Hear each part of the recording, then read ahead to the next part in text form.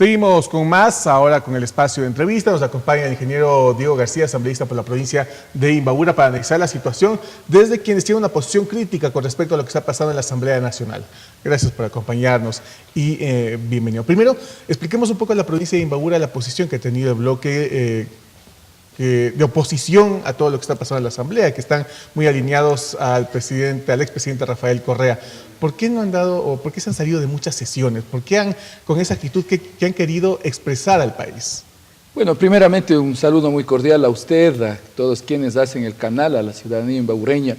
O más bien nosotros no hemos sido quienes nos hemos salido permanentemente de las reuniones, hemos estado ahí permanentemente sin ser parte de los nuevos acuerdos, de los pactos, de los repartos en la Asamblea Nacional. Más bien nosotros coherentes con el cumplimiento fiel a la Constitución de la República, a la normativa jurídica que debemos nosotros los ecuatorianos, y más aún siendo asambleístas, pues respetar y hacer respetar la Constitución. Han existido algunas cosas que están fuera de la Constitución, fuera de la norma jurídica, pues, y que por esta nueva mayoría en la Asamblea pues se está generando unas acciones ilegítimas, ilegales, inconstitucionales. Desde ese punto de vista, pues nosotros hemos puesto en consideración el respeto a la Constitución, a las normas jurídicas, y lógicamente pues en ese espacio nosotros nos hemos mantenido. Votaron a favor de la destitución de José Serrano y luego no estuvieron en la votación, si no me equivoco, para nombrar a Elizabeth Cabezas como presidenta de la Asamblea Nacional. Mire, licenciado, yo creo que para la designación de la presidenta, de la nueva presidenta de la Asamblea Nacional, existen vacíos inconstitucionales. Hay una inconstitucionalidad en la decisión que se tomó por parte de la Asamblea Nacional. Creo que hay un objeto muy claro de tener un presidente, de tener una vicepresidente y la segunda vicepresidenta. Si por falta temporal o por falta definitiva del presidente, ¿quién tiene que asumir? Es el primer vicepresidente. El segundo vicepresidente pasa a ser el primer vicepresidente y la Asamblea Nacional debió designar al segundo vicepresidente. Eso reza absolutamente en todos los artículos, inclusive de la Constitución, que nosotros no estamos para violarle, no estamos para incumplir la Constitución, y más aún existe una norma jurídica que es la ley de la función legislativa, ley orgánica de la función legislativa. Dentro de estos parámetros del artículo 118, 122, 125, permite primero tener las autoridades del presidente, los vicepresidentes y luego 4 vocales del Consejo de Administración Legislativa, que serán designados de todas las bancadas. Y en función de ello, pues no ha pasado nada. Ya el señor presidente cesó las funciones. ¿Quién debía asumir, de acuerdo a la Constitución y de acuerdo a la Ley Orgánica de Función Legislativa? Es el primer vicepresidente. En este caso le correspondía a la asambleísta Viviana Bonilla. A ausencia de esta situación de pasar el primer vicepresidente a presidente de la Asamblea, quien debió asumir la primera vicepresidencia es el asambleísta Carlos Berman, y la Asamblea en pleno designar al segundo vicepresidente. ¿Pero qué pasa con la normativa que dice que la representación de la presidencia de la Asamblea debe estar por parte del bloque mayoritario, el de mayor votación, el que tiene mayor número de asambleístas? Y claro, eso es, lógicamente, el movimiento Alianza País. Por eso mismo, licenciado, esto es lógico con lo que lo acabo de manifestar, con la Constitución y con la norma jurídica. Viviana Bonilla se desafilió previamente de Alianza No, Viviana País. Bonilla es la coordinadora del bloque de Alianza País. La subcoordinadora de ese bloque legalmente es Soledad Buendía. No se ha desafiliado Viviana Bonilla, hasta el momento no se ha desafiliado. No oficializó lo que había anunciado previamente. Yo lo que conozco es que ella es la coordinadora del bloque de Alianza País, que está legalmente constituido y que reza ahí, y tenemos la certificación del secretario de la Asamblea Nacional, donde están las conformaciones de las bancadas. Y Viviana Bonilla es la coordinadora del bloque Alianza País, la subcoordinadora es Soledad Buendía. Entonces, como la primera vicepresidenta también es del bloque de Alianza País, tranquilamente pues asumía las funciones de presidenta de la Asamblea Nacional. ¿Desconocen entonces usted la presidencia de Elizabeth Cabezas? Mire, no tanto eso, sino que nosotros lo que siempre vamos a decir que es inconstitucional, fue ilegal la designación. Ya la asambleísta Elizabeth Cabezas, que es mi amiga de paso, pues está ejerciendo ya las funciones de asambleísta. Hay una nueva mayoría que es parte de los pactos, repartos en la Asamblea Nacional, y aquí pues desgraciadamente que prevalece es esa mayoría. Independientemente, como le digo, pues de la inconstitucionalidad y de la ilegitimidad que existe, de la ilegalidad.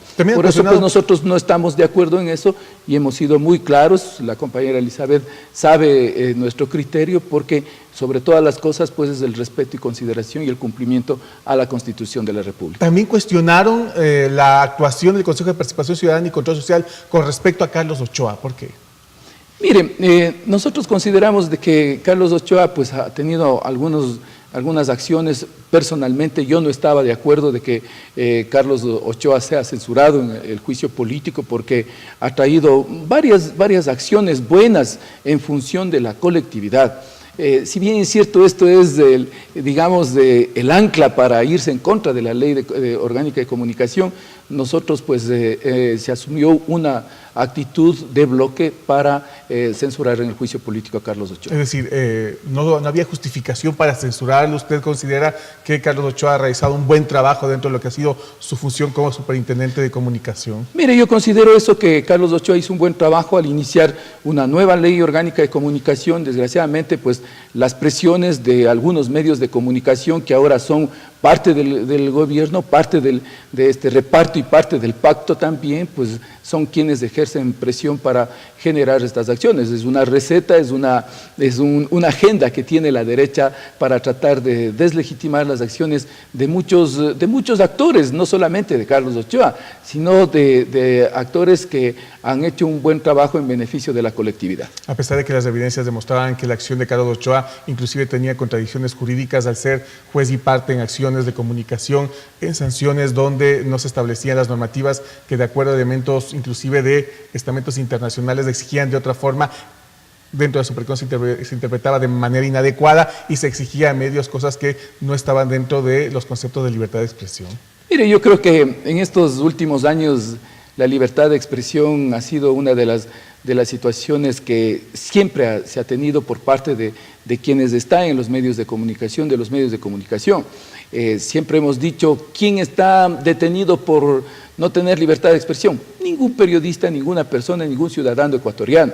Más bien se ha dado la posibilidad de que esta libertad de expresión sea permanentemente por los medios de comunicación, por quienes ejercen muy independientemente. Periodistas sancionados, económicamente. Mire, licenciado, lo que pasa es que también debe haber una norma jurídica que controle, porque muchas de las veces los medios de comunicación, y algunos, con todo respeto, algunos periodistas independientes pues sacan información que no está contrastada, no está investigada, y porque por ahí dijo alguien pues se lo saca y se lo hace una circunstancia bien compleja. Entonces para ello también existen unas normas de control que debemos pues respetar, debemos también cumplir, y lógicamente pues en algunos medios de comunicación ha pasado eso, que no hay la información contrastada, no hay una información investigativa. Hay periodistas que también lo hacen muy bien porque investigan, están permanentemente pues trabajando, y de esa manera creo que se ha generado muchísimo lo que es la libertad de expresión.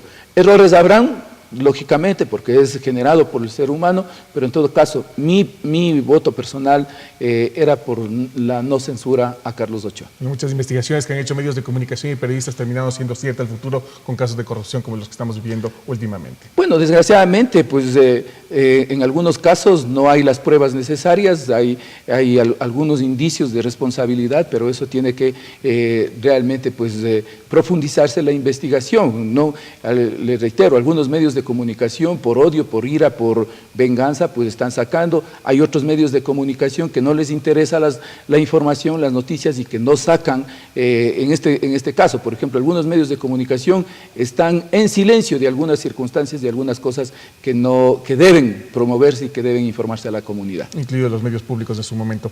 Y en otros temas, ¿qué pasó con el Consejo de Participación Ciudadana? El debate con respecto a la ley de plusvalía, que era simplemente armonizar lo que decidió el pueblo en la consulta popular, también el tema de la definición con respecto a cómo se va a elegir el Consejo de Participación Social luego de también la decisión que tomó el pueblo en la consulta, que se elija a través del voto directo.